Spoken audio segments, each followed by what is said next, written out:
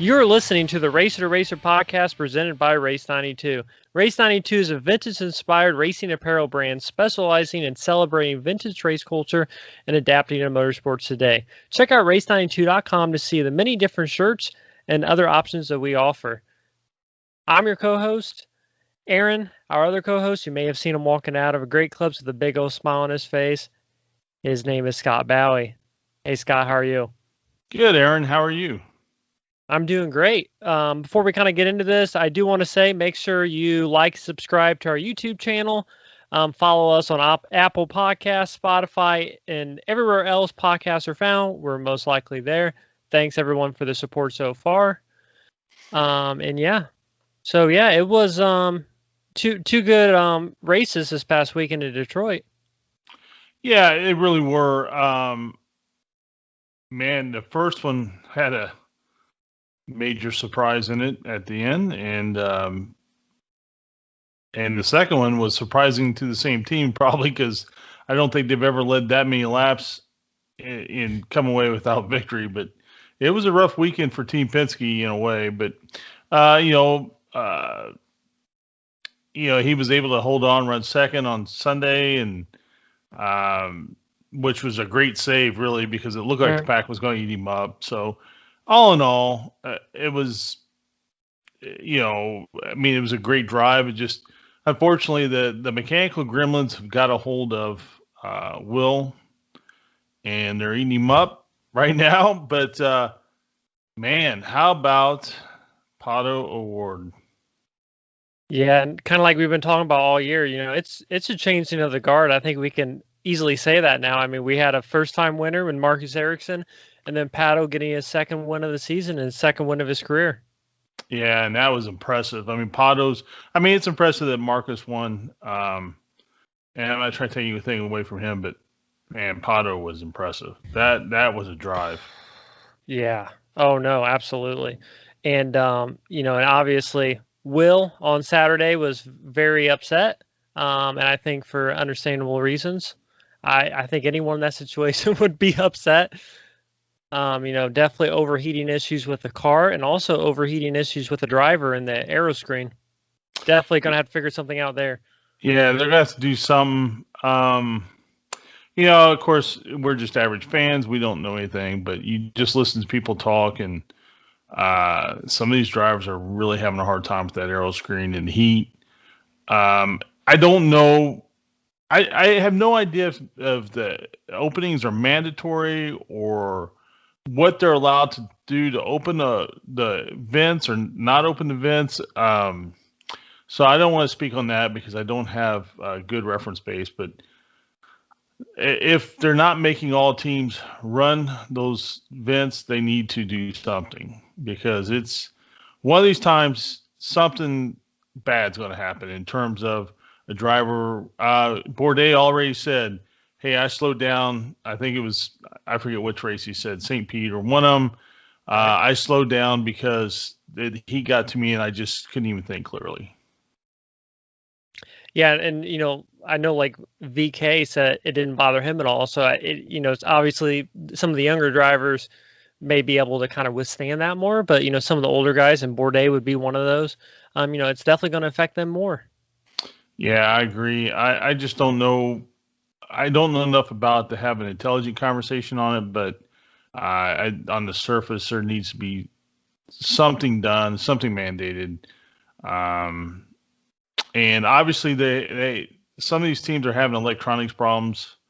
It appears like as every race, somebody, whether it's the start of the race or during the race, they're having problems with the car not wanting to start, it dying, then it won't restart. And, that's something that, it used to be you had a lot of electronic problems with Indy cars. And then it seems like for a very long time, that hasn't been an issue. But these gremlins are kind of creeping back in. Maybe they're going to have to start mounting some of these items in a different part of the car, or get them mounted where they can get air. Again, I'm not quite sure if you're allowed to mount these items in different places, and some teams are and some teams aren't. But again, that's something that's going to have to be addressed, because it's becoming a problem and you kind of saw this even last year. Rossi, I think, had this problem a couple of times last year with his Honda. So it's not manufacturer specific, but there is some sort of issue somewhere. Right, absolutely. And then obviously with Felix Rosenquist, his throttle stuck, which is a very, very scary incident for sure. Yeah, that as a driver would have to be terrifying. Oh man. And I've watched the replay a bunch of times. It's a little fuzzy to me right now, but he goes in the corner, and I don't know if he lifts and he's starting to roll back in, and it just takes off, or exactly how that transpired. But I will say this: those cars are safe, because if that's 10 years ago, oh, it would have been a whole different deal. That's probably some really damaged feet at minimum. Yeah. Think about, back in the 90s when the driver's feet were, I mean, you're talking possibly, losing limbs there.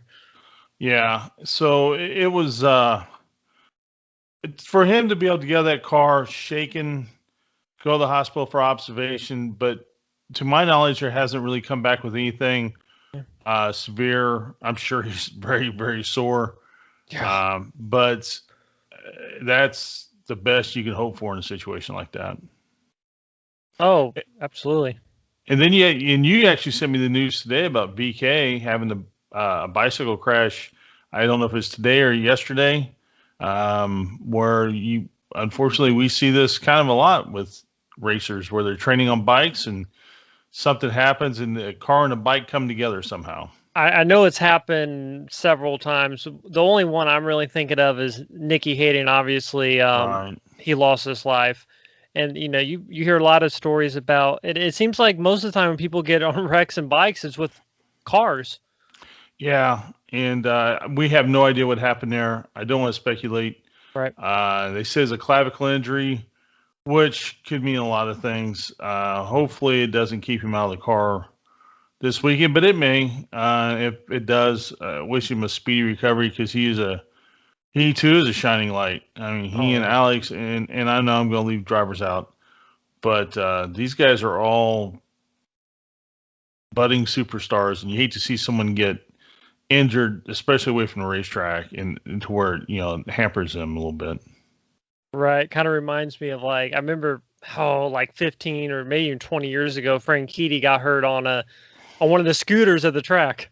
Right. For the race. So stuff like that.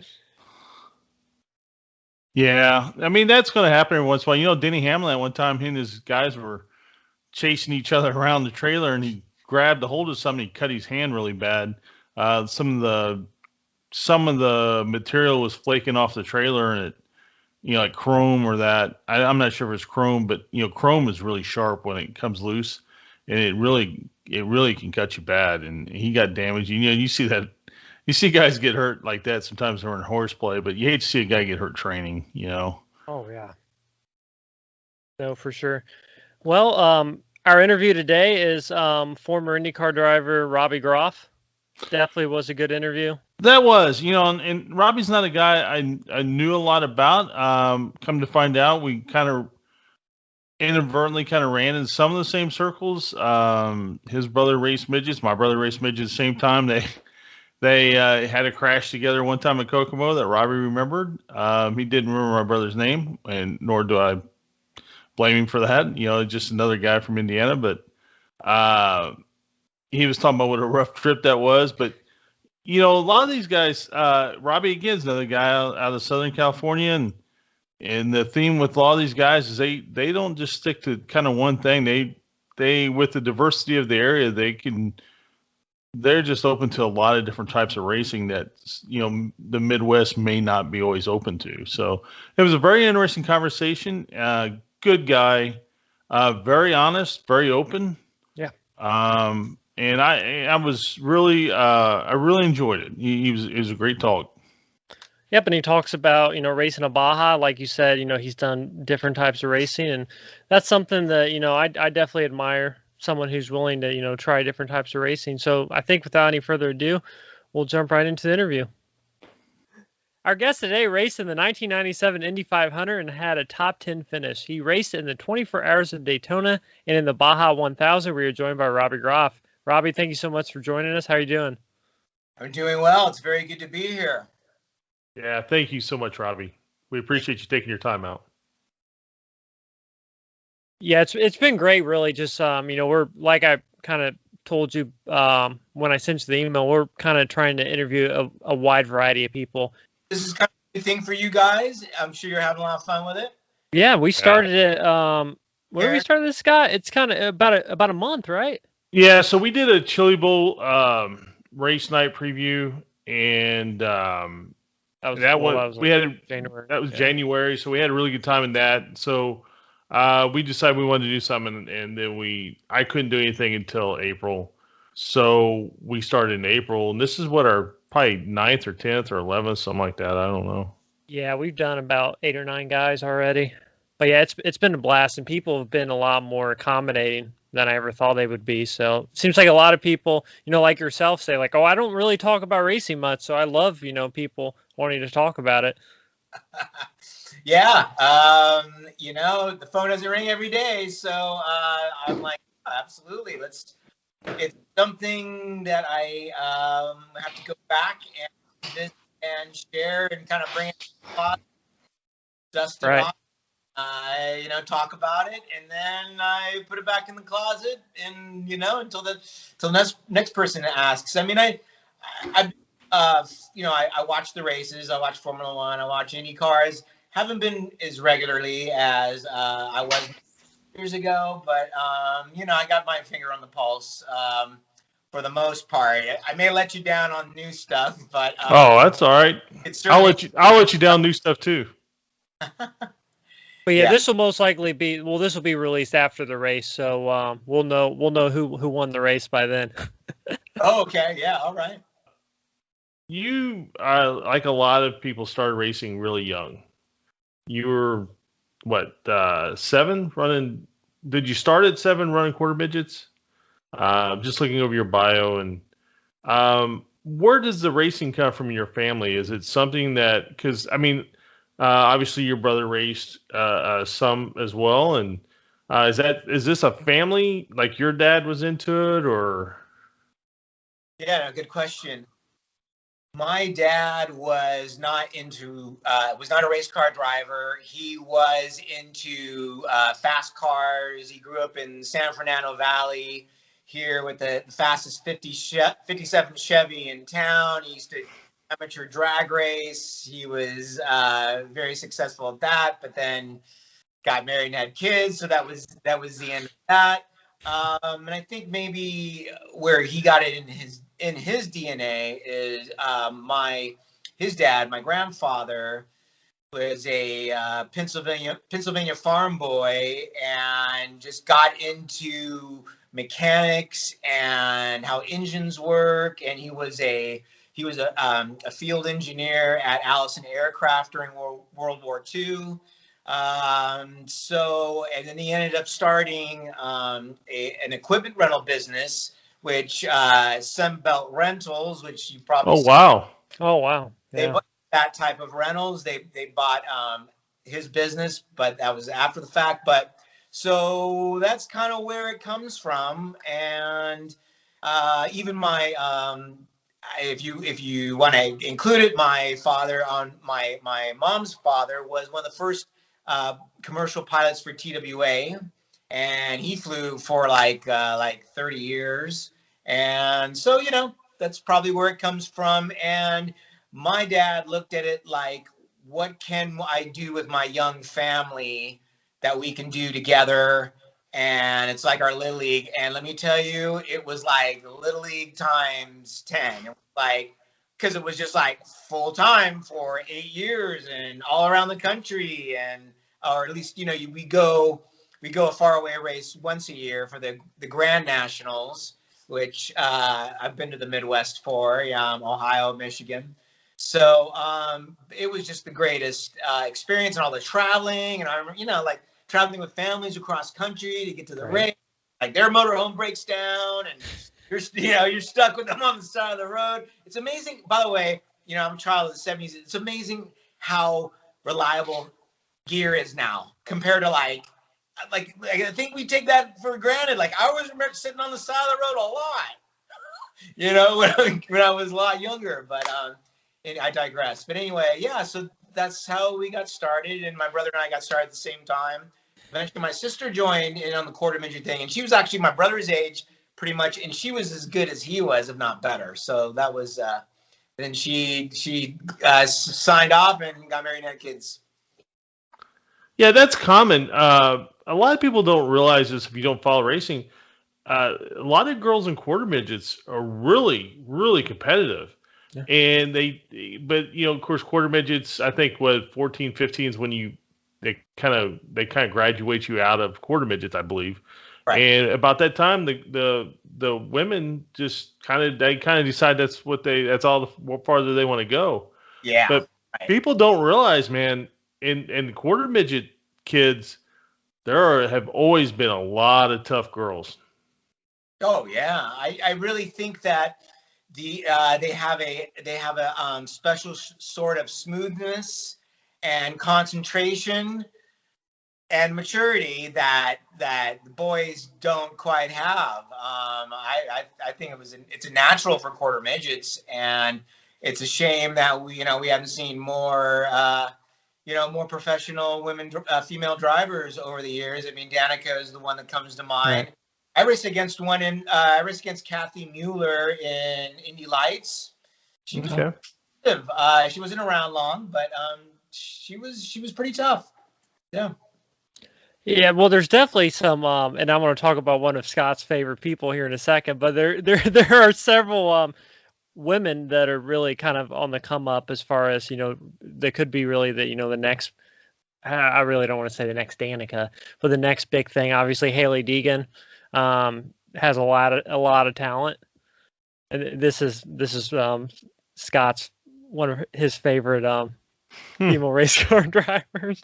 Sarcasm, but so obviously Haley Deegan, Tony, how do you say her last name? Tony Bredinger. Bredinger. Yeah, she's got a sister started. Too. She probably started quarter midgets because she does a lot of she did Silver Crown, right, Scott? Yeah, so she runs a lot of Silver Crown. She's running a lot of midgets. She right up until recently when Jessica Bean won, Bredinger was the all-time winningest female in USAC competition. Oh. Up until just recently. And then there was that girl that I don't know her name. She's blonde. She raced the Toyota for the Toyota team in midgets. You probably know who I'm talking about, Scott. Oh, there's been a few of them. I mean, there's Kaylee Bryson. There is Holly Holland. Her last name's Holland. Holly Holland. Yeah, that's what I was thinking of.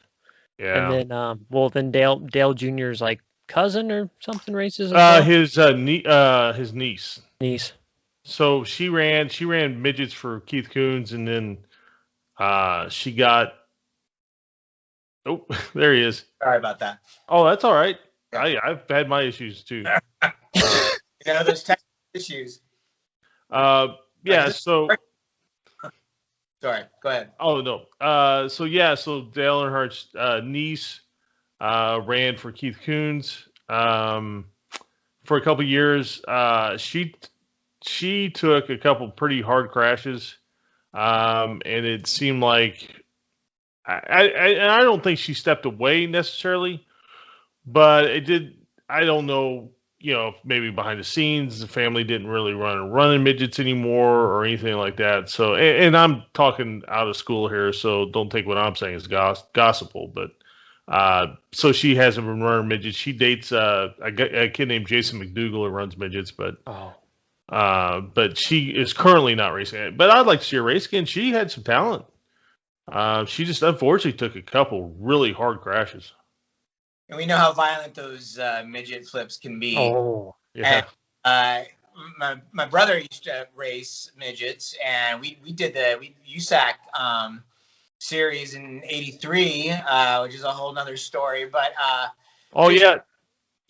My brother raced against your brother. They actually got upside down together at Kokomo. Get out! Oh, okay, I remember that night. Oh my God. Yeah. Okay. Wow, that was just a debacle of a season for us, man. That was for sure. We we got like mid-August. We're like,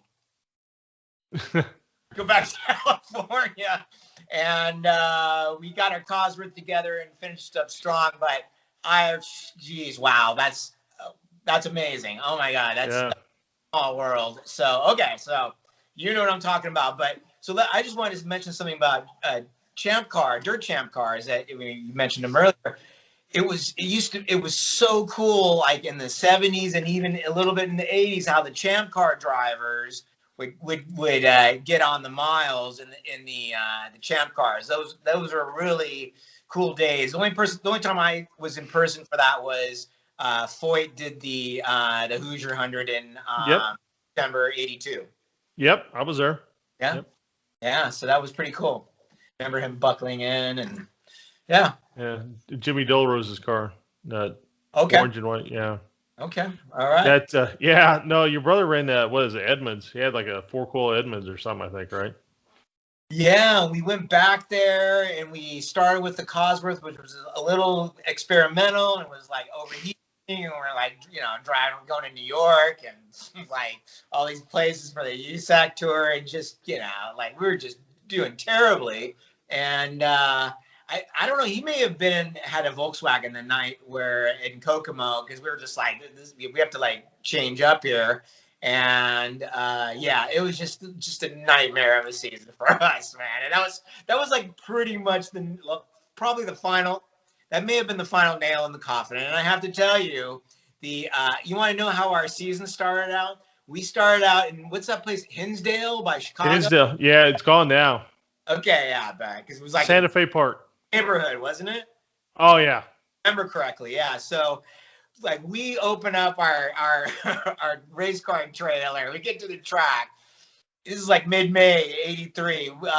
Open up the trailer, and like all the shelves like fell down, and it's just like someone was like went through an earthquake, right? And like it was a poorly made shelves and whatever all over the place. So we had to like get everything out and reorganize. And I don't know if you remember, then like the rains came, bam, man. They're just like race over, just took all this rain. So we went back.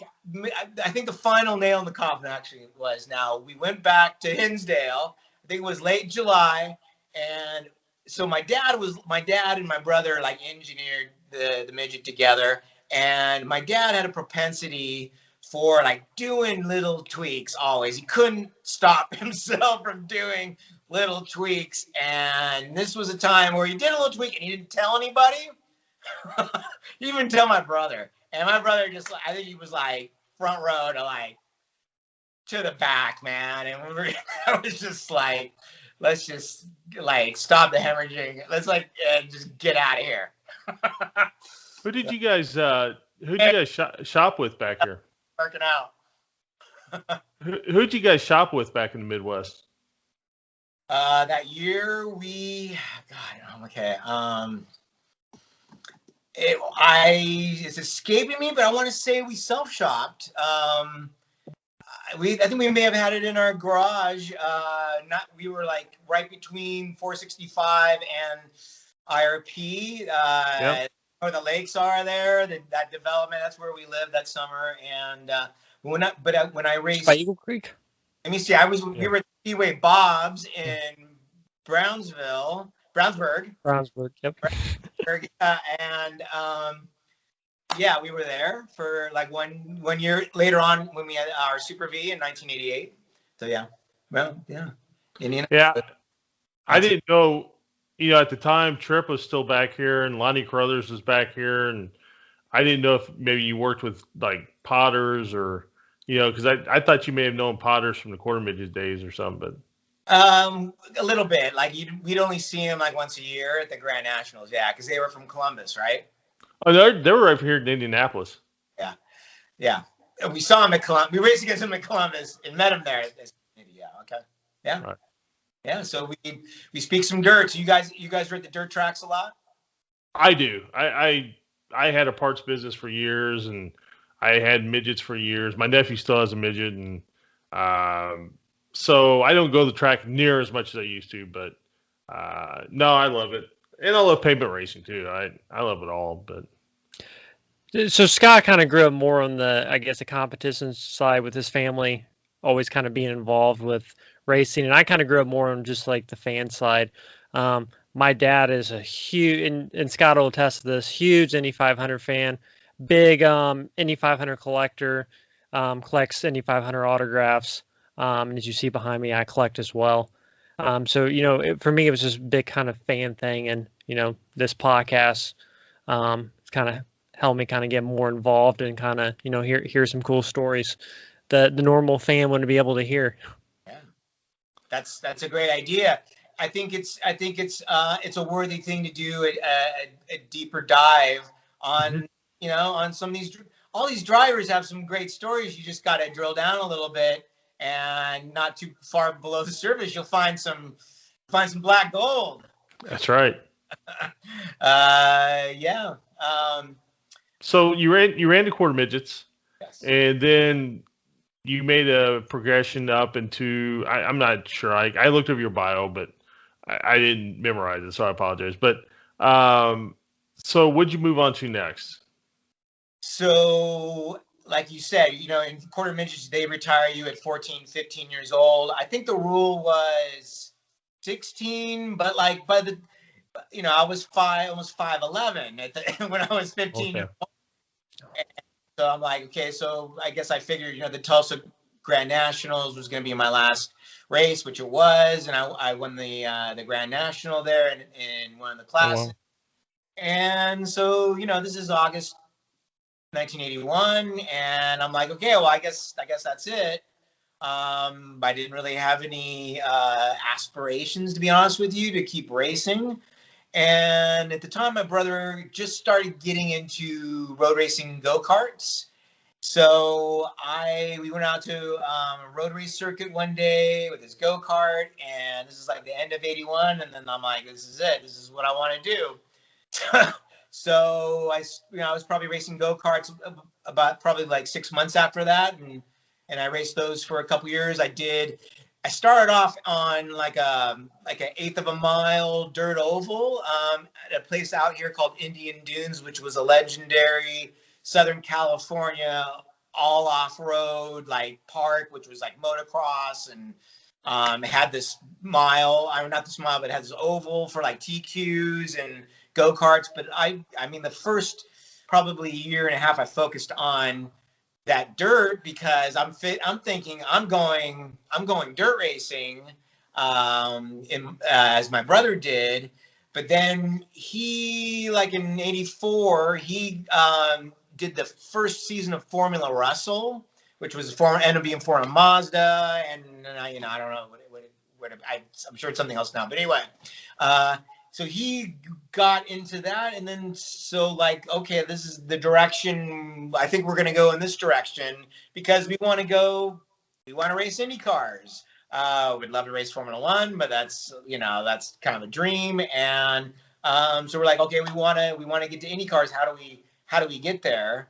And that was the direction we started to go. And then so I ended up my go-kart career doing road racing. I won an IKF National. So I'm like, okay, I graduated. So then I got into Formula Fords the next year. So when you started racing, so would you say your ultimate goal, like when you were a kid, was to race in Formula One, or was it like the Indy 500? It was Formula One, and it was something I chased until probably until I was about 25. I was like flirting around doing the British Formula 3000 series. I tested a British Formula 3 car in 1988 at Brands Hatch, Silverstone, and I can't remember the other place, but Donington. No, not Donington. But anyway, so I was wanting to go there, and it just never lined up, which is just FATE. And I stayed here and tried to win as many races as I could and get to Indy cars. Yeah, and I think it's always so amazing when you look at the resumes of guys who come out of California and you see where they've run everything, where it's Robbie Gordon or Jimmy Johnson or PJ Jones or Paige Jones, carts, midgets, pavement dirt, um, and the off road, because I saw where you ran some off road later on, and road racing. It's always and it seems very Californian for some reason. It's you don't always see that. Maybe the East Coast a little bit, but you don't really see that in any other part of the country. And I guess probably because there is a desert in Indiana, maybe too. But I think that's the main driver. I'm like swirling that in my head as you're saying it, and I'm like, yeah, it must have to do with the territory. You're right next door to unlimited whatever you want to do in a race car down in Baja, which is, I'd love to talk more about Baja because arguably it was the most fun I've ever had in a race car. It was the ultimate road course. It was just so much fun, but we can go there later. yeah. Oh, Yeah, definitely. actually, I just went to Parnelli's auction here at Mecum, and where they auctioned off Big Ollie, and on so much of his stuff, and so much of the off road stuff, and that stuff means a lot to a group of people. That truck went for big money, and like the hand drawn maps he had and that stuff. People really wow, that's want cool. that stuff. His trophy from the Baja, somebody bought that. That is probably the most legendary race vehicle from that type of racing, other than the original Myers Manx. Other than that, that's the whatever they, I can't even think of it right now. The whatever Golden The Challenge, Bronco, the Golden, right?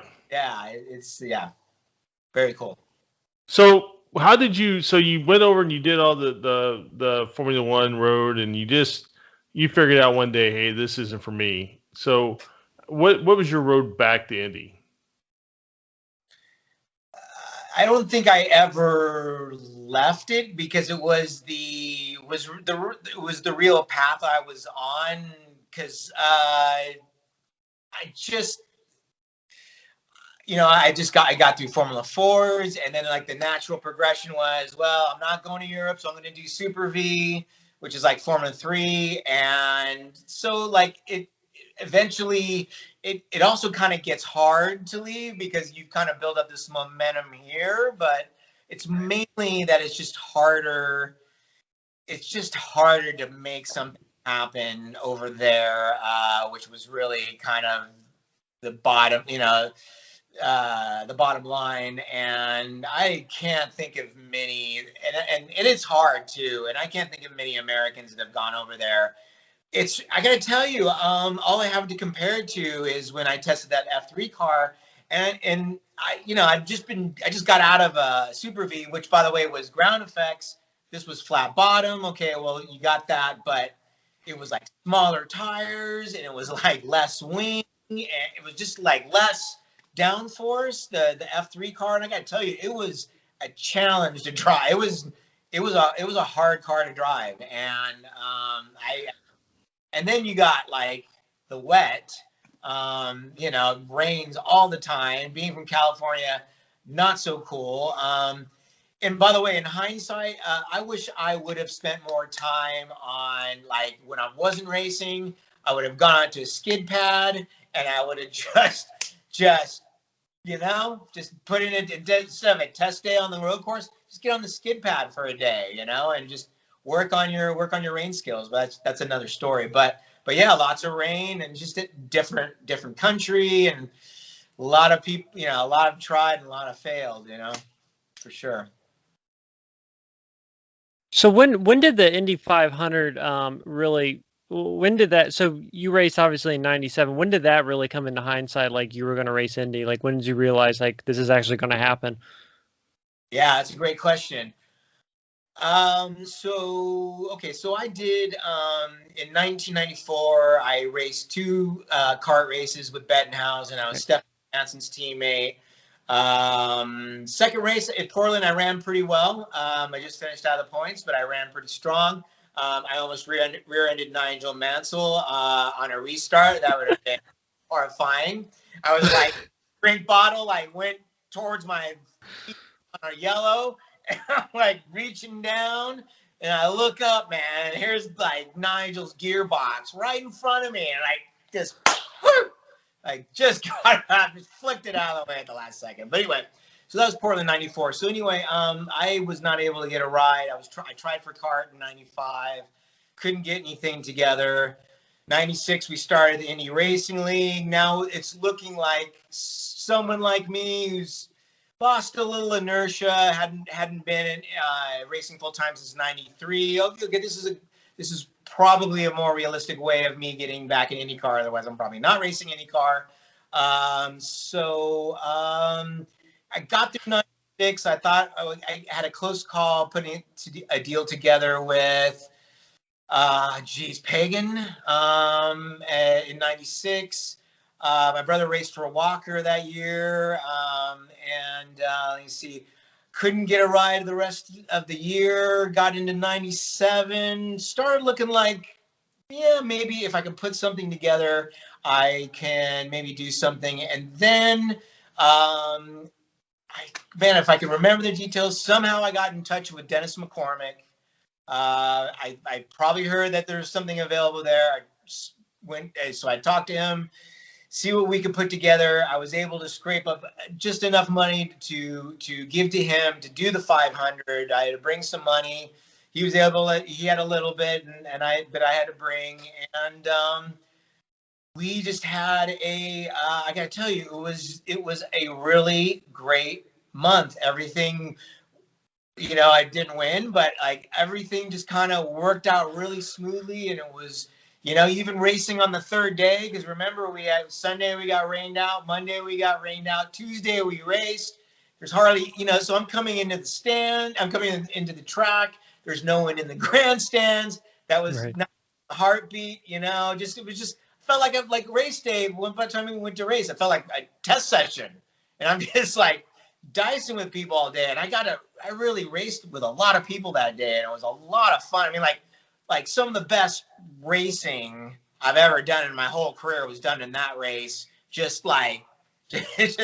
had a good car. We were probably about the fifth fastest car at the end of the race. I mean, we were running pretty strong, but everything went really smooth. I even had, at the time, I was in a racing band, a racing rock and roll band, and we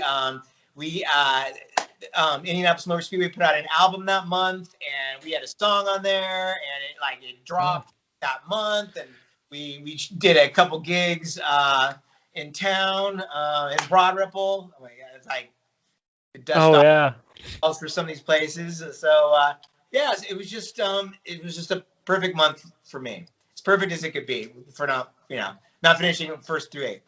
Yeah, I was looking up YouTube of some videos of you, and some of those band videos came up.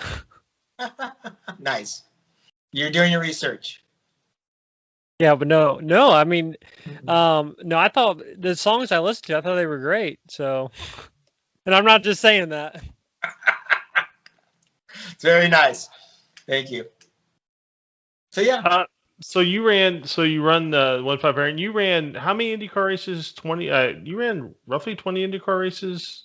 No, I did. I had 9 starts. Only 9. Okay. I did the race. So in '97, we finished 9th, got a pretty good payday.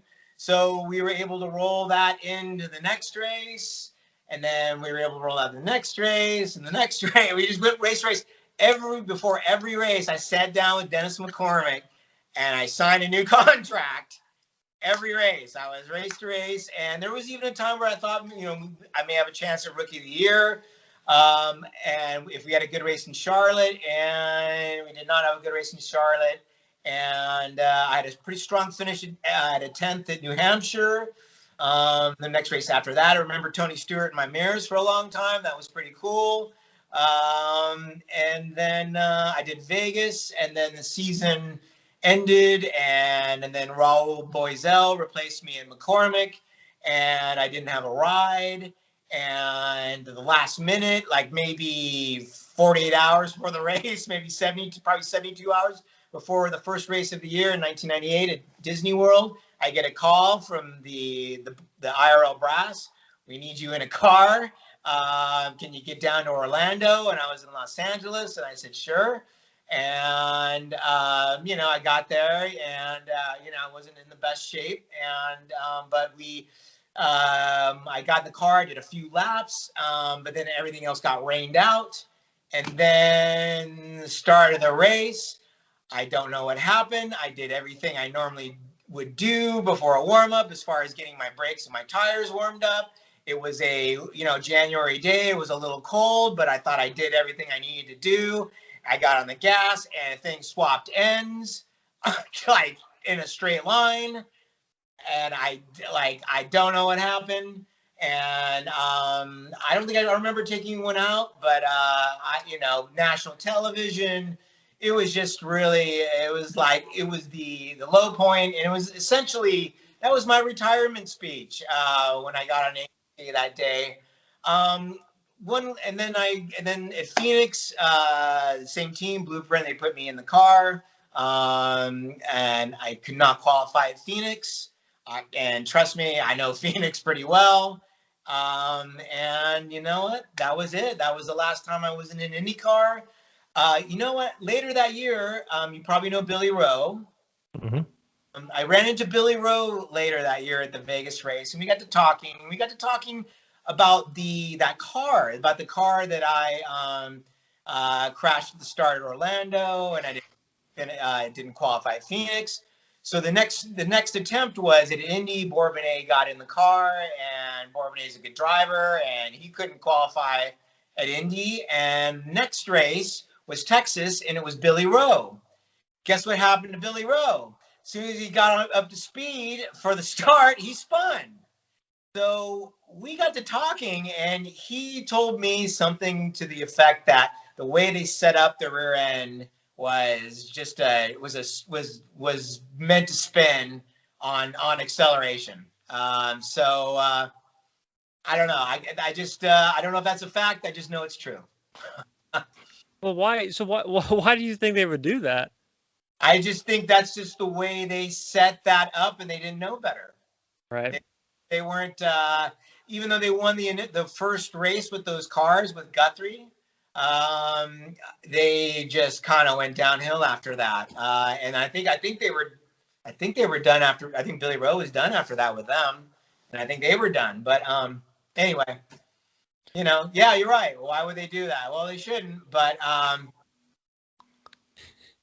don't know. So you went from racing mostly like road courses. Obviously, you wanted to race in Formula One, and then you went to racing pretty much all ovals. What did you enjoy racing more? Did you enjoy ovals more or road courses more? I enjoyed road courses more. I enjoyed road courses more just because I liked the variety of challenges. Mm-hmm, sure. And I liked them both, but I would say I like road racing more. Ovals were cool. You kind of just it was just kind of hang on and go as fast as you can, and hopefully you got the car dialed in, because it was like so much of the formula to have a really good handling car in an oval. Otherwise, let me tell you, it's one of the most miserable things and scariest things to hang on to a car that wants to swap ends when you're doing the speeds. I mean, I had a few of those days. Those days were terrible. But and so I didn't like the fact that there was less driver on ovals. Now we're talking pavement now. Pavement and dirt, two different things. Right. On dirt ovals, absolutely, but you're just relying on the car so much on ovals. And now obviously you got to play a different role as a race car driver. You got to kind of play more engineer. You got to really find the right language to help the engineer get there. I mean, the better you are as to describe what your encountering, the better result you're going to get. And, you know, like some of the best race car drivers, like Ken Miles comes to mind, you know, like the engineer-minded drivers, Donahue, hard to beat. Lauda. I mean, the engineer-minded drivers are hard to beat. And I think we even kind of saw that this past week at Indy with J.R. Hildebrand. Obviously, he very smart guy. He went to school for mechanical engineering, right, Scott? I believe so. I think he went to MIT or he was going to MIT, and he was the best qualifying Foyt car. So J.R. Hildebrand is a very smart guy, and I'm sure not a day goes by where he doesn't think about 2011. Yeah.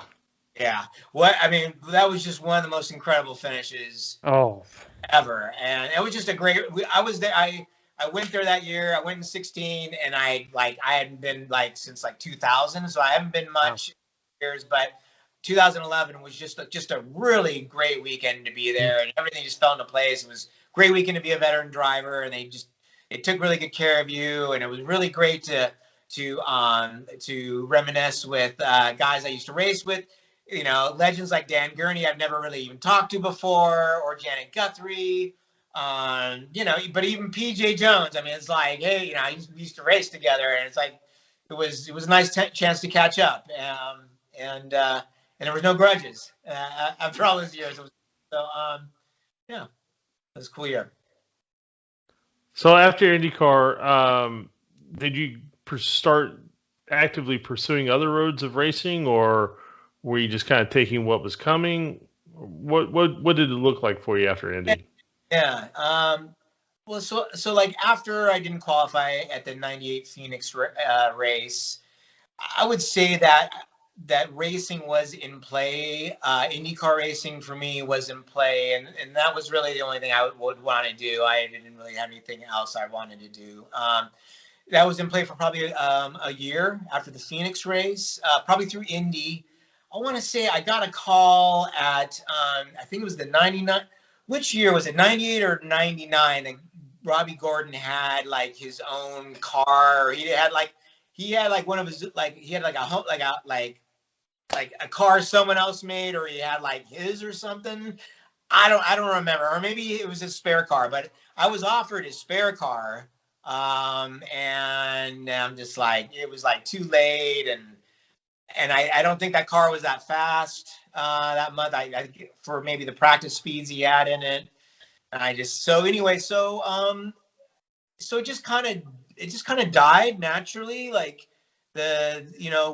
wanting to pursue IndyCar racing. I started working in our family business, construction business, the year before in '98. I needed a job, so it just kind of just faded away. My brother, probably the door closed on the Groffs and IndyCar racing at the Indy 500 in 1999 when if you remember, Robbie Buell, like razor thin. Go look up the numbers. You won't believe how close it was that Buell bumped my brother out of 99 500, and then that was mojo was, I guess, kind of gone, and we just moved on with our lives, and then off-road came, and that's a whole nother segment. And you alluded earlier, you know, how much you love the off-road. Is it the just the pure challenge of it?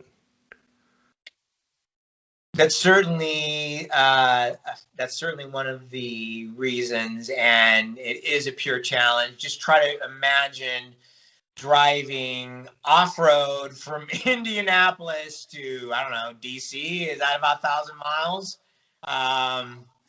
You know, I mean, like, it's just, so try to get a car to finish 1,000 miles, keep it on the road. Keep your, pay attention, drive at night, race on the highway. Yeah, sometimes you're racing on the highway. They have not closed the highway down to anybody, by the way. And you're passing a family on their Sunday drive doing 25. It's insane, but insane in the best way. So yeah, the challenge logistics has lots of logistics. I just really dug the logistics and sorting out the game plan and chasing and where you're gonna pit and how many trucks we send ahead and like always constantly being in front of the race car and everything that goes behind doing that, which that's really cool. And and so look, the track, once again, the race course it's lefts, it's rights, it's ups, it's downs, it's dirt, it's pavement, it's 125 miles an hour, it's 10 miles an hour going down this goat trail that's just wide enough for your car and keep it all together and have hopefully your teammates keep it all together too. And we did 3 and I was in 2 of those. The first one was just, this is when you're going to have to, if you can ever get Jimmy Vasser on your show, this is when this you'll hear one of the funniest stories after Baja. But anyway, right before I had the first stint, I was running really well. I was about ready to hand it off to Jimmy. And the sun's just starting to set. We're in San Felipe. And in the shadow was this hole about that deep. They're hard to see. You're constantly reading the road right in front of you. You're like up, down, up. I mean, constantly reading the road. So I put the right front in this hole and it just tears the corner off it. Oh. I can see Jimmy down. I'm like, we're like that. I mean, that close. He came up to find me after we broke. So yeah, so we had to throw the car together, and then we're about ready to send him, and we're like, where's the lights? This is where I wasn't involved in logistics. Where's the lights of the car? Sun's setting, man. It's 6 o'clock. It's Baja, Mexico in November. The sun's starting to set, and well, all we have is this. And I'm like, are you kidding me? We had hardly any lights for poor Jimmy Vasser. Send him off into the Baja at midnight. Hardly any lights. I mean, only Jimmy Vasser could have taken that car with no lights and get it to the other side of the morning and hand it off to driver number 3. Only Jimmy Vasser could do that, but he's got a much funnier account of things. But yeah, and then then my brother got the last leg, and we get to La Paz. I mean, we finished probably 20 hours behind the leader, but we finished top 10. The next year, we were running really strong. That was the Dust to Glory year they filmed, 2003. I was running second in class. I was running right behind the guy who eventually won in class, and then handed it off to my brother, and he got it stuck and just fried the clutch, and that was it. And then he was supposed to hand it off to Jimmy Vasser, and he never made it. So I got these calls from the road. Jimmy, after they're drinking cervezas down the road, come back to Ensenada. They're done, and I'm getting these DUI calls from Jimmy Vasser. Hey, it's all part of the adventure, man. That's funny. And then the next year I wasn't part of it. My brother, I don't know. I don't think he finished. Yeah, he didn't finish. So. Yeah, I know that Desert calls you guys his names, man, because PJ still runs it in UTVs. I think he just won whatever the big one they just had in the UTV, and Parnelli talked to him, and he loved that Baja. I mean, he absolutely loved it. Loved it. Yeah, I gotta tell you, it's the closest thing to probably having opiate withdrawal. Having to give up Baja racing because it gets in your blood, because it's just so much fun, and it's because of also where it is. Not only is it really, really beautiful and remote, and you just see the most amazing. Oh, I bet. Some stuff from Dr. Seuss, stuff you just couldn't imagine seeing, and it's just it's completely free until it's not free anymore, and you're in jail, and you're never. but yeah, but like more free than here. Just it's like the Wild West. Anything goes. But I kind of made a mistake. I kind of, like Parnelli Jones was kind of my lodestar as far as making the decision to go from open wheel from Indy cars to off road. I looked to him, and I made this misjudgment that he treated that type of racing like it was retirement because that's where he was in his career. So it was, maybe not like so intense or wild as it, like what he left. That was arguably the most dangerous motor racing. Oh, bet. Like people on the side of the road, people in the road, people clear the road while you're flying these jumps, which were pretty cool. Just like people are around, and you're racing on cliffs, like 3,000 feet down or something is when you go off road. It's just anyway, yeah. Have you seen that video of Rossi when he did Baja and he barely missed that car? He didn't even know the car was there. You know what I'm talking about, Scott? Oh, I've seen it. It's scary. Man, it is crazy. Somebody's just driving along. Yeah. And he's going the other way, and he clears a jump, and it just barely clears this person's car. And Rossi didn't even know the car was there because they asked him after. He's like, I didn't even know the car was there. Yeah. Okay, I want to say I know something about that. Yeah, it was probably at the Ojos Negros whoops. Yeah, I think I know about that. Yeah, that's. And I always heard like stories about like locals would make like almost like booby traps or like. And did you ever come across any of that? Like, I never did. But the motorcycle riders, they're the poor guys. Oh, those guys are subjected. I mean, that's a whole nother level of like. Oh man. But like they're the first ones down the road, so they end up encountering them, and sometimes do pretty significant consequence. But by the time, so then like motorcycles go, and then we go, and we were class 1, so it was trophy trucks off first, and then class 1. So we pretty much they cleared the way. You could usually. On a tighter circuit, you could beat a trophy truck, but trophy trucks usually win the 4-wheel class overall. Man, I know a couple of guys like Travis Pastrana, who's an absolute nut. I know he did the Baja on a motorcycle and I don't know if he was a trophy truck, but he did it in a car too. I think that during the same race. Can you do that? Can you like do half the race on a motorcycle and the other half like in a car? I think that's what he did. He did it was kind of like he did a documentary, kind of like Dust to Glory. It's called like Baja Diaries, I think. Okay, I'll have to look that up. I probably it probably happened. Yeah, I mean, maybe they have some rules against it, but I think they're off-road racing would probably allow that. Wow, I want to check that out because Pastrana is just an absolute. I mean, that dude is crazy, and he's rally. I tell you what, there's not many people that could beat him in a rally car. I'm sorry, who was that again? Travis Pastrana. Okay, yeah.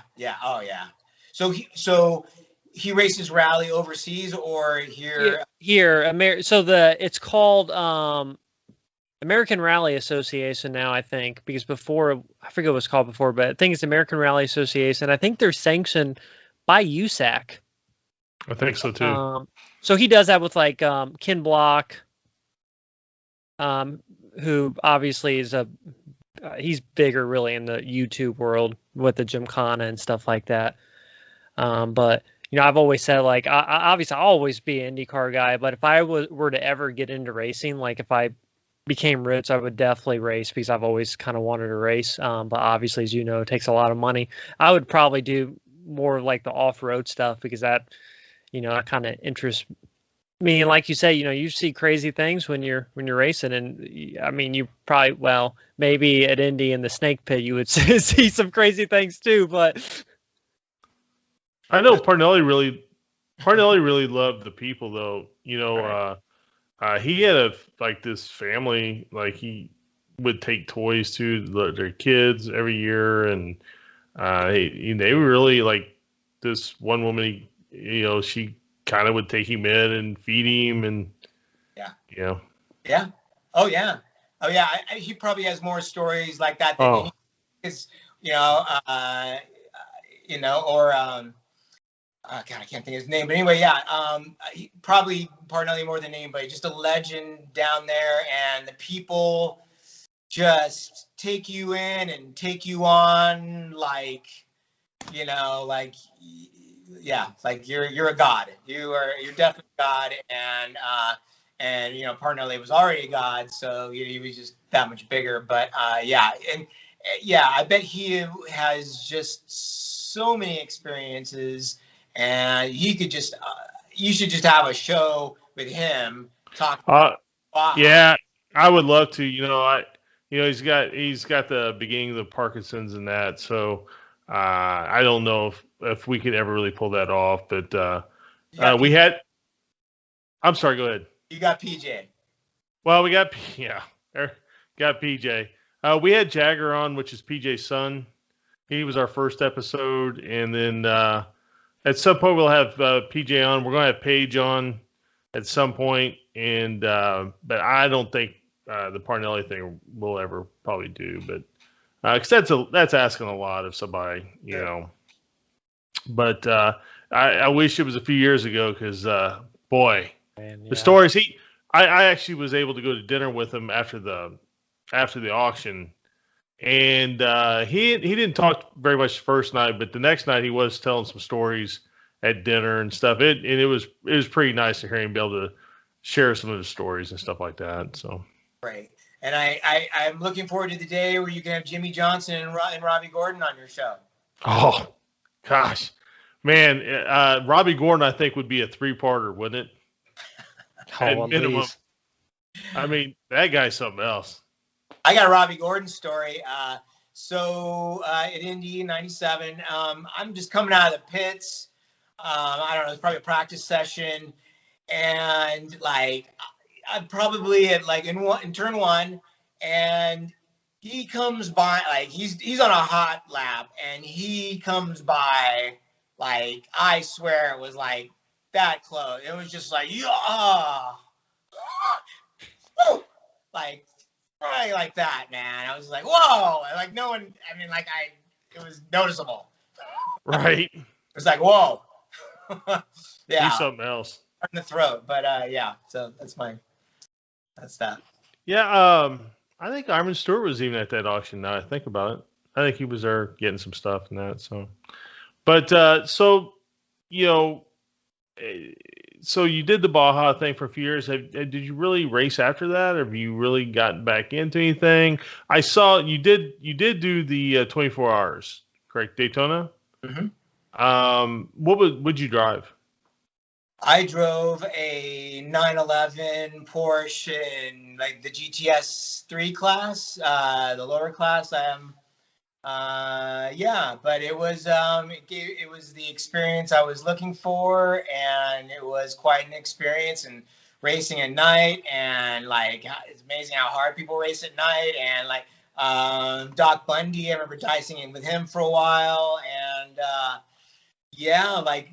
just race hard for 24 hours. It was something. It was really cool. And in a Porsche, if you're only going to do it once, you might as well do it in the Classic, right? Right. Exactly. I tried for a Ferrari a few years earlier, but it didn't work out. So on Racer to Racer, actually, I'm going to add a question. We typically, as we wind these up, I'll ask a question of. I always like to ask the question of who that maybe we've not discussed, or it could be somebody we've discussed. It could be a family member, it could be anyone. Who would you point to in your career as the person that maybe helped you that doesn't get the notoriety, or the person that you looked up to? It could, like I said, it could be a driver. It could be anybody. Who would you put in that category?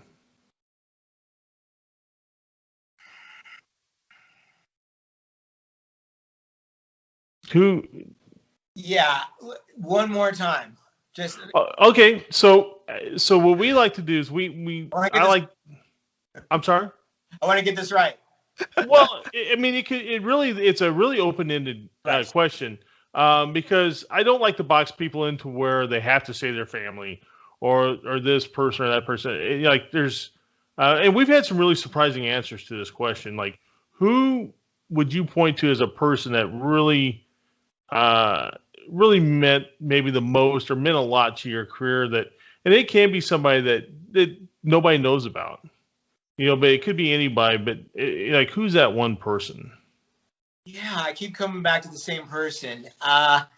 So a gentleman named Ned Wicker.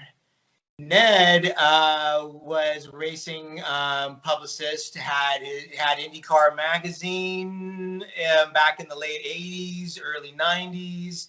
Just always around, always doing writing for somebody, and like I said, had his own magazine eventually from Milwaukee, Wisconsin, and he was just an advocate for me from this first moment I met him to the last day I saw him, and all throughout my career, just always advocating for me to move up and move in and do it in my own way. So I just go back to him, and haven't seen him in years, and but think about him every once in a while and just get a little smile. Oh, that's great. I really like to always give somebody a chance to give an answer. And like I said, it could be anybody, but there are so many unsung people in this sport, and nobody's career is built by themselves. And I think it's always great to give a person a chance to spotlight someone. Right. So thank you so much for your answer on that. And Thanks for your question. the other question, I'm going to start asking this question too, because the way you kind of were talking earlier, what's your best racing story that you can publicly share?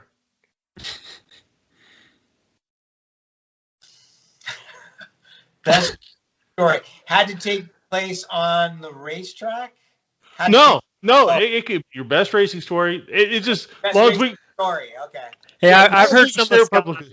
I've heard some of Scott's, and he cannot repeat them on a podcast. I can tell you that much. Right. Yeah, I got to be really careful here. I don't want to incriminate anyone. Jeez. Best race story. Okay, so no names.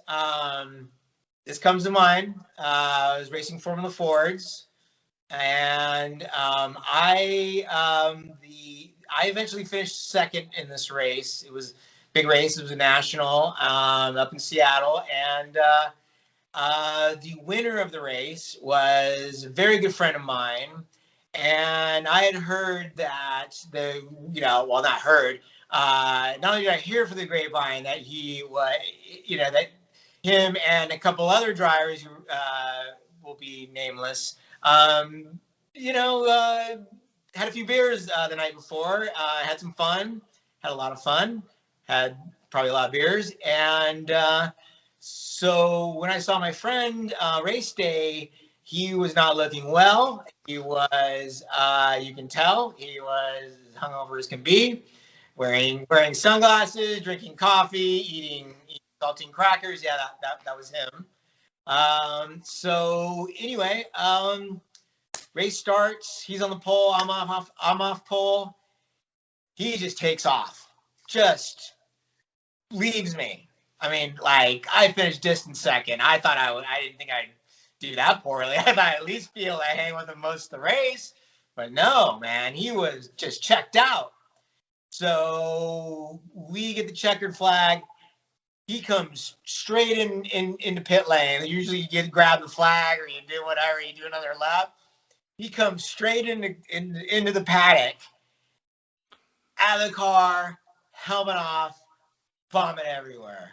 Oh. Oh man. Maybe there's a better one, but I don't know. I thought that was pretty. Oh, that's crazy. We actually when we did our Chili Bowl broadcast, we had another buddy of mine on, and there's a whole segment of vomit in the helmet stories, man. That's a brutal thing. I couldn't imagine going through that. That is a brutal thing, and I can tell you, it never happened to me, thank God. But when we raced in Baja, we were Class 1. We had a 2-seater. We would put like BF Goodrich contest winners and riders, off-road, like journalists, put them in the co-driver's seat. Some would do okay. Most would do okay. Some would get pretty woozy. Couple just like it's in their helmet and they're trying to talk to me, on the intercom. And I'm just like I'm trying not to hurl, like knowing. So yeah, nothing worse. Nothing worse.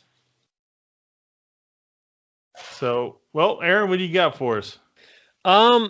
So I usually ask a question for anyone who raced Indy. And this is a very open question. What did running Indy, or what does Indy, like when you hear the name Indy, like what does that mean to you? It means the biggest race in the world, and it is. And I don't think at least I didn't. I don't think like it's a big deal. You just did it, but the reverberations of it, you would think go away, but if anything, they get bigger as time goes on. A bigger thing, like even a buddy of mine, David Kudrave, he did some IndyCar. He had some IndyCar starts. Never did the 500. He still laments about like, you got to do the 500. I didn't, So and just when people, it means a lot, and it means a lot to have done it at the time. It means a lot to have done it now, and it seems to be that momentum doesn't seem to be going away. It's just. Yeah. I'm blessed to have been there, and I felt like it was the cherry on top of my career, and it literally pretty much was. And it was. I was really grateful to have, after all the races I got to do that one. Right. And there's definitely, millions of kids and, people who dream of racing Indy, and the number, I don't know the exact number, but I know it's around, I think 750 roughly, the number of drivers who have raced Indy. And that's ever. So obviously, a lot of those guys aren't even alive. So that's a very, you're talking really low number. So no, that's something, that you definitely should be proud about, saying that, you're part of kind of an elite field of people. And to run inside the top 10. Yeah. First year. You're getting toward where the bigger checks are passed out at the end of the banquet, Yes, I wanted more. It didn't work out, but that's the way the universe works. And I ended up going. Ended up being president of our family company, and married with 2 beautiful girls, and that was my destiny. And I've had to come full circle to see all that. So you were talking a little bit about, you were telling the story about almost ending up in Nigel Mansell's gearbox. Well, was there ever a moment, and this would probably be more for like IndyCar, of someone like you raced against where you were, I guess, lack of a better term, almost like starstruck, like just like, wow, I'm actually racing against, I'm sure like Mario would be one. I'm actually racing against Mario Andretti. Like, this is crazy. I think because like you spend every weekend with them, you're in lights, they're in Indy cars. Did you see them around once in a while? You talk to them. Yeah, there was a little bit of the idol worshiping, a little bit, sure, a little bit of intimidation, but just mainly someone else I needed to beat. And one thing I want to amend to that is, before I got into Indy cars, we were kind of the punks and Indy Lights, and the attitude was kind of like, those guys aren't racing hard enough. Let's get in there. Let's show them, how to race hard. I bet these guys aren't, they're leaving a lot on the table. Until I got there, let me tell you, those guys. Okay, and I say those guys, few people come to mind. Michael Andretti. First lap of practice session, first practice, coming into the final S's. I swear he's like 10 tenths, like coming into these S's. I was just like, what? And guy like, I know you're, Aaron, I know you're a fan of Roberto Guerrero. Like, Roberto race hard, man, in IRL, and Eddie Cheever, and these guys are racing hard all the time, man. And so it's good to know that you're not getting robbed. You're getting you're getting really hard racing from the best in the business, mostly the best in the business. When you want. Yeah, I agree. And that has to be, I think it's like, kind of like you said, when you're around guys all the time, or you are a racer yourself, it's not quite the same thing. You can you can admire what they do. How can anybody look at Rick Mears, who's another one come out of the desert, and not go, wow, this guy's amazing.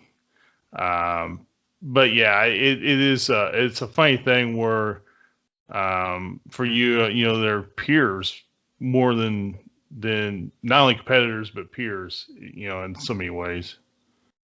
Absolutely. But, it's funny. We've interviewed Shinkara, Marco Greco, and a few other. Yeah, the Marco Greco one's really good. But great guy. And they all talk about Indy. It's just and we interviewed Howdy Holmes, and and Indy meant a lot to him as well. It's just. And he has a kind of a similar story as you. He went in and took over the family business. He decided, when his racing career was going to end, he put a time frame on it before he really kind of started running Indy cars, and he went in and took over the family business and that sort of thing. But he loves, he still loves it the same way you love it. Yeah, it's one of the greatest things there is, and it gives us something to get excited about and feel good about, and just have your inner machismo, massaged and jostled, and it just gets that primal nature stirring in the more refined section of those instincts. Yeah. Yeah, Marco. Sorry, Scott. Go ahead. I was just going to ask, where are you going to watch the race from? Do you guys, will you watch the race, or will you just watch it later? Or? Yeah, I'll watch. I'm at home. I'll be at home, and I'll probably have my wife will join me for the most part. My girls, not so interested. They may hang around for the pregame ceremonies. But yeah, that's it. Still keeping things kind of tight. With people to gather with, but. We keep it pretty small usually anyway. Like sometimes, up until the last couple of years, I'd be at my parents' house with them, and we, it was kind of a little bit of tradition to go to their house and watch. And once in a while, I joke around. I'll put my ring on and right around the house, and king for the day. And yeah. I didn't really realize. So they give you a ring is it for qualifying or for starting? It's qualifying ring. Yeah, for starting because your speed's on it. Oh, cool. Yeah. Yeah, we were talking about Marco Greco. I've been friends with Marco on Facebook for several years, so he was a no-brainer to interview. But I saw he posted a picture. I didn't really realize until he posted the picture. I think he was in 4 or 500, and he had a picture of all 4 of his rings. Pretty cool. But no, it's funny because he hasn't been back to Indy since '99, and he's talking about maybe coming this year. He has to take his son to school in California. So I think he wants to come back. And it's funny. So we also interviewed Thiago Medeiros. Obviously they're both Brazilian. And one thing that they both have in common is they both haven't signed that car. And I think you've signed it. The Stinger car, the Marmon Wasp replica, the yellow car. Yes. And they both have not signed it, so they both are talking about they want to come back to Indy so they can sign the car. But no, I was at the museum once with my dad a couple years ago, and we were looking at the car, and it had Marco's name on it, and the blank, it was blank because he hadn't signed it yet. And I took a picture of it and I sent it to him, and he sent the picture back and he like signed the screen. He's like, well, now it's signed. But no, that's that car is pretty amazing. How many people. And I think you probably signed it when you came back for the 100th, right? Yes, that sounds correct. Because I think they actually like took it across country, I think, to get some guys that didn't come back. Because I know there's some, I want to say they got like Danian guys and people like that on it. They may have got like Brad Murphy. And I mean, those guys haven't been back to Indy for a very long time. Mm-hmm. So I don't know what they're doing with the car. I think they were talking about maybe charity or something. But no, it's pretty cool though. Did it live in the museum? Yeah, it's in the museum. Okay. So are you guys going, or you're watching? You're staying at home? No, I've been to the track every day. It's been open this month, so this is actually the first year of my job. I was able to take some PTO off basically every day. So then obviously Friday's carb day, and then usually Saturday, they have like the memorabilia show of the track. They have what you're familiar with, obviously, Robbie, the big autograph session for Legends Day. And they're not doing any of that this year, obviously because of COVID. So that'll be in the drivers meeting. I think all that's virtual. So the track's not even open Saturday. But other than that, like the track's been, I mean, it seems pretty normal for the most part. It seemed like a normal May. Only difference is, it's 80 degrees and you have to wear a mask, but oh my gosh. Yeah, that can't be great. But you're going to do it. My God. Right. Oh yeah. It felt great to be back, and it definitely feels kind of getting back to normal for sure. Yeah. Ever, right? Yeah. Oh yeah. So I didn't get a chance to go to anything the last couple of weeks, and we did get tickets. We didn't think we were going to get tickets, but they notified us we got tickets. So we got those. And Friday I'm going to a midget race out at Raceway Park. And so I think Silver Crown cars may run the same night. And then I got a spot for somebody at the Little 500 sprint car race in Anderson, which I don't know if you know much about it. They start 33 cars, 11 rows on a quarter mile. Right. Oh, yeah. It's the Anderson 500, right? Right. Little 500. Yeah. I didn't realize you spotted, Scott. Yeah, I spot for Shane Hollingsworth. We ran second last year. Oh, no way. Very cool. Yeah. We led. Super V race at the night before the 500 a couple times. Actually 3 times. You know what? The speedrome. I got a story about the speedrome. When we were racing back there, who was like really fast at the speedrome was John Andretti. John Andretti would just like figure it out some way. He just like run around the outside of just everybody all night long. His car was hooked up perfectly for it. It was like crazy. And then one other story I got like similar to that, because I'm just thinking about dirt cars. Saw Jeff Gordon race. And by the way, I know Jeff from Quarter Midgets, and actually gave him a good piece of advice back in 1990. He saw me at Cleveland Airport, and he said, this is another story. He says, at the Cleveland race, he says, you know what? I'm like trying to figure out which way I want to go. I'm not sure about, Super V's next or going NASCAR. And I'm like, you know what, Jeff? No one's really watching here, man. You're better off going to NASCAR. That's a fact. That happened. But anyway, Jeff Gordon, 1988, Findlay, Ohio, like just destroy a sprint car, just like destroyed everybody, man. Like it was just like the most dominating I mean, I've seen a rollout races by that point too. Like one of the most dominating races I've ever seen a driver do on a dirt oval. It's just unbelievable. Did you guys ever run Belleville, Kansas? It was not USAC, so big, fast, half, 5/8 high bank, and Heard about it. I'm sorry. Heard about it, yeah. Yeah, and when he won Belleville, he was coming up to lap Steve Knepper, and Steve was running second. And I mean, that's how fast he was that night. Unbelievable. Wow. Yeah. He ended up being, who he was, right? It was just That's right.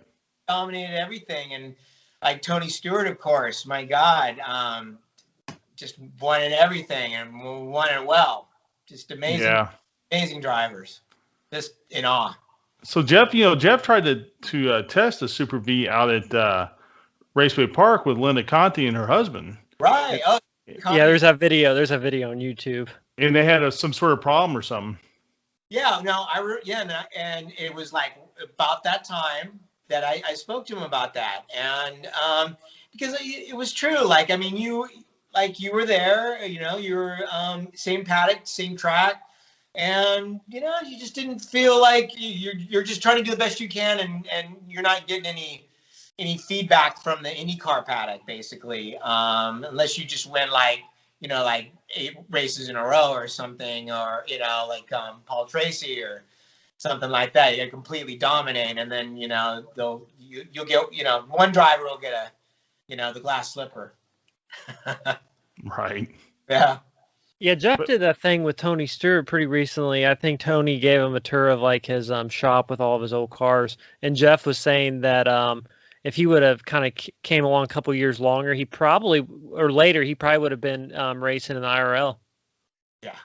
Oh, so sure. It would have been really interesting to see, how his path would have changed. I mean, it may have been a totally different story. I mean, he could have won the 500 a couple times. That's just really crazy to think about.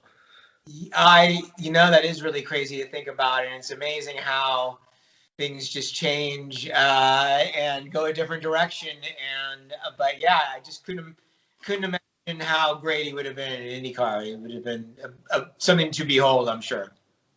And now I guess Jimmy Johnson, no one probably would have ever dreamed that he would, race IndyCar. And, I really hope, and I think, he's kind of talking like he's going to do it. It'd be really interesting to see what would happen if, he drives in the 500. I definitely think it would be less, and I'm sure you can kind of speak to this more, Robbie, but I think it'll be, I guess, easy. I don't know if easier is a word to use, but I think he'd be more successful on the oval than he would, obviously, in a road course. Yeah, I would think so. But man, he just seems to have had a career where he just dominated at everything. Oh man, yeah. Look, he's got the skills to be really good in an IndyCar. I don't think time is on his side, and that's all that's working against him. I think he'd be really good if he can defy his age. He was saying the big thing. I saw an interview where he released a video like on his Instagram. He said the biggest thing for him is getting used to the brakes. The brakes are a totally different deal. Yeah. I mean, I really all I ever did was a NASCAR driving school. I don't really know the cars well, but they were. This was like mid '90s. They were little older Cup cars, and they were detuned, but they had the same tires, and we got to go pretty decent speed. But I can tell you, they're under tired and under brake, and I just can't even imagine driving a Cup car around Sears Point. I got to tell you, a lot of race circuits in my life. Sears Point's the hardest race circuit I've ever been on, and hands down, I can't even imagine hauling a Cup car around there. IndyCar is one thing, but Cup car, my God. I've talked to a couple of people, and I was talking to Spike. I had to go over to Spike's house last week to make sure his internet was squared away and his lighting situation and all of that. He's funny, but Bruno Junqueira told us that he thought the IMS is more, the oval is more you kind of approach it more like a road course than an actual oval. And Spike actually, Scott, disagreed with that, and he was like, no, I look at it as an oval, more like an oval than an actual road course. What did you think? Like, do you think did it remind you more of like a road course? It did not. It just was. It was 4 different corners, 2 you cared a heck of a lot about, and they both played differently. That's right. 1 and 3. 1 felt really hairy because with the grandstands. And it just and 3 was just always a little easier. When I could go flat, I'd be hitting flat in that corner first. 2 and 4 were never a challenge for me, and they were just kind of a walk in the park. 2 and 4, and they played the same, but 1 and 3 were that's where it was at. You know, I think possibly the reason why they say that is because it is because you're more apexing the corner than you are on the bigger oval.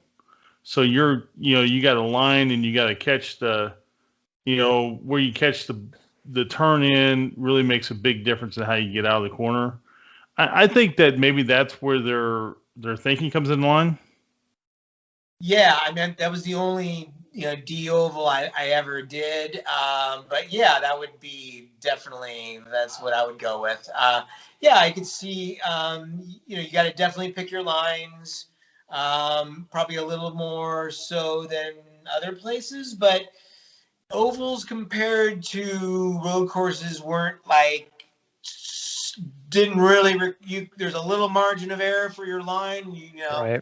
Like road courses, you really got to be really spot on. Speeds, the narrowness of the track. I guess those are the issues. But yeah, definitely in Indy, and every little thing counts, and in large amounts at Indy. I'm sure you guys are nodding along. Yeah, it's. Yeah, I think maybe it just you can turn in a little early, you can turn in a little late, and it changes how you get off the corner. Right. I mean, I gotta tell you, if you're on the edge and you're going 10-10s, yeah, I mean, you're hanging on, man. I'm like, yeah, it's gonna matter. Your line's gonna matter more. I mean, but you've seen plenty of fast cars around there just stuck and just can go where not really going where you think they need to go fast, and then sometimes, yeah, it just depends how stuck that car is, man. Yeah, it seemed like during qualifying this year, I was paying, and a lot of it, has to do with all the technology we have now, but I was paying a lot more attention to, the speeds going into the corners, coming out. In 4th turn, it seemed like people were going as fast coming out of that turn. So like when RC was going, we knew, I mean, you could tell before they even posed the speed, what their speed was going to be. And then Dixon came along and he pulled 240 and it was like, yep, here we go. Yeah, it's a good indicator because essentially 1 is the start of the back straight and 3 is the start of. I mean, because you're just kind of most part you're just taking 2 and 4. It's like you're just scrubbing speed off.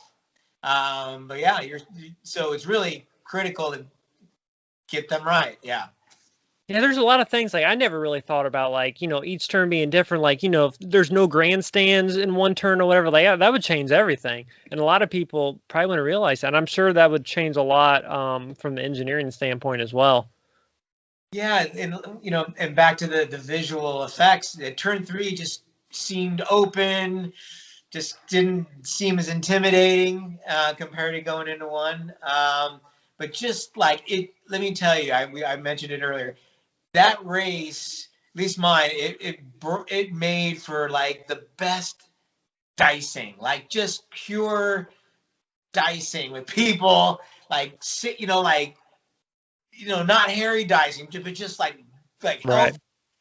Back and forth, working the draft, some were bastards to get by, some were good to race with. But yeah, just so much dicing, just pure dicing. It was nothing I ever experienced like it. And one of the reasons why I wanted to go back, for sure. Did you have a spot picked out, especially on the back straightaway? It seems like where you knew if you could get to the guy's left rear by this spot, I've got the corner unless he just really does something stupid. About how far back had you figured that out? I mean, what was the latest you could get in the corner? Sorry, I'm gonna disappoint you, Scott, man. I like that one's so inside baseball. Like at this point, I do not. I know exactly what you're talking about because you can see it and you can feel it. Right.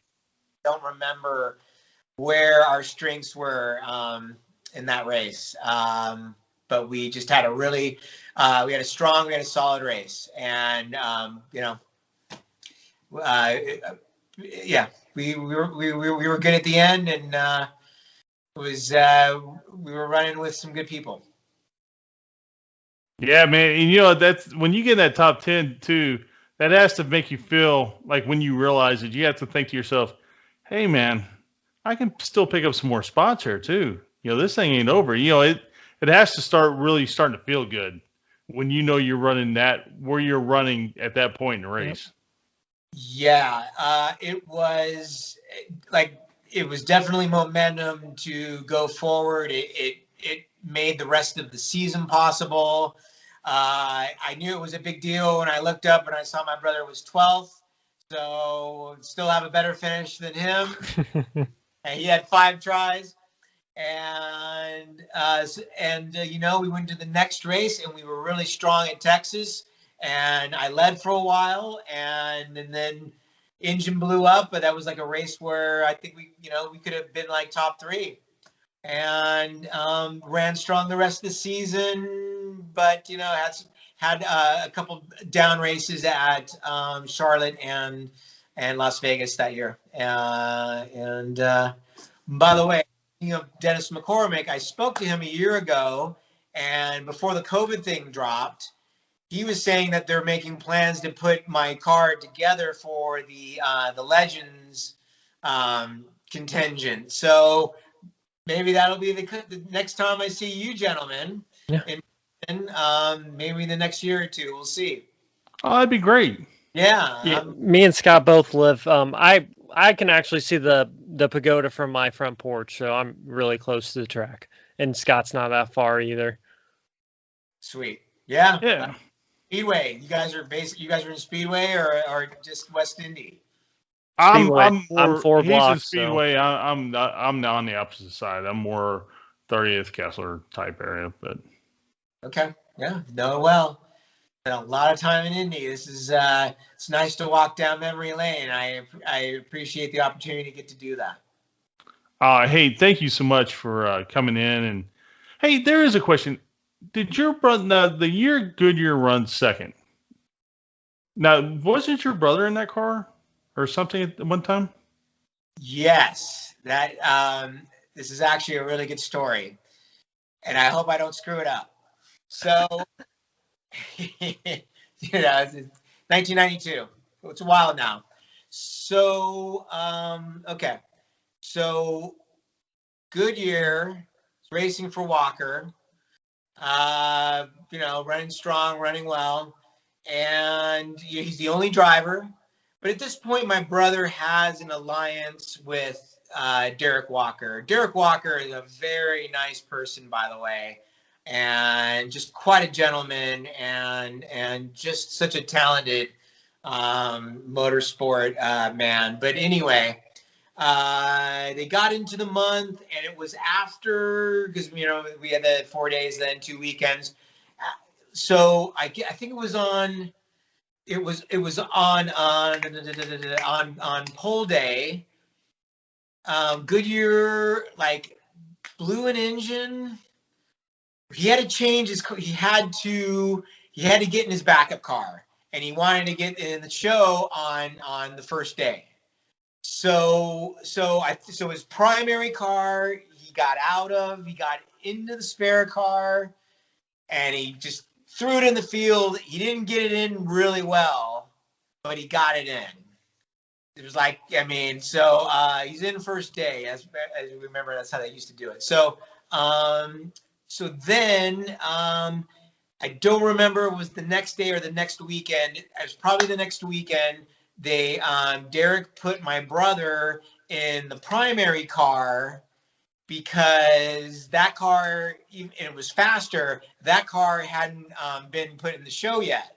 So what Derek was going to do was, okay, Mike, you're going to qualify Scott's primary car, and he qualifies it, gets in the field very comfortably, qualified pretty well. And then, but part of the deal was you get it in the show, and then after you get it in the show, Scott assumes the time you took, and you assume the time that Scott took. Now remember, Scott's like now Scott, like on Sunday, Bubble Day, Scott's on the bubble. But now it's my brother. This is my brother on the bubble. So that was the time you assumed. I should know. I think it was Ted Prappis, our own Southern California friend. I think it was Ted bumped my brother out of the race, and it's quite a story. Yeah, I just remember. I remembered he was involved in that. I didn't remember all that about it, but I remember thinking, man, that that sucks. I mean, and but yeah, he wouldn't have had the deal in that car anyway, I guess, if it all going right the first weekend. But exactly. It's like, it's just too bad. Yeah, I mean, my brother had some moments of good things at the Speedway. He was like the fastest rookie for a while in '91. He set that record. I don't know how long it held, but almost made it in '92, like we just discussed. '94, he's with Ray Hall. You think he's gonna make it. He's gonna have he made it, but he's gonna have a good race. And then him and Dominic Dobson collided. And in '95, he took over for Brian Hurd had a big accident in Chip car. He took over for Chip Ganassi. He took over for Brian, and was running fast, and the motor blew at the lap, right before he it was time to qualify. They couldn't get him back in, something like that. So and then '96, he was Gordon's teammate with Derek Walker. Something blew up in the engine, and he just had a jaded career at the Speedway, for sure.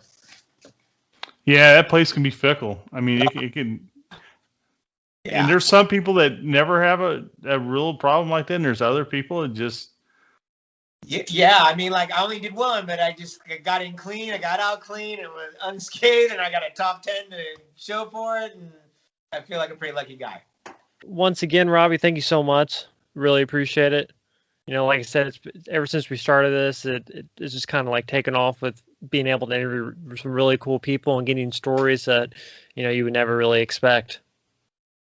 I bet. I really commend the both of you. You're doing what you love and you're good at it. And you have a medium at your disposal in which to do so.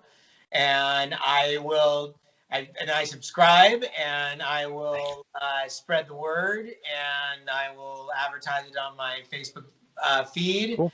And I thank you. It was a pleasure to be here, and I thank you both for allowing me to bring this out of the closet and dust it off and put it back in. Thank you so much, Robbie. Thank you. We really Thanks, appreciate Robbie. it. We appreciate your time, and best of luck to you in whatever you're doing, and take care.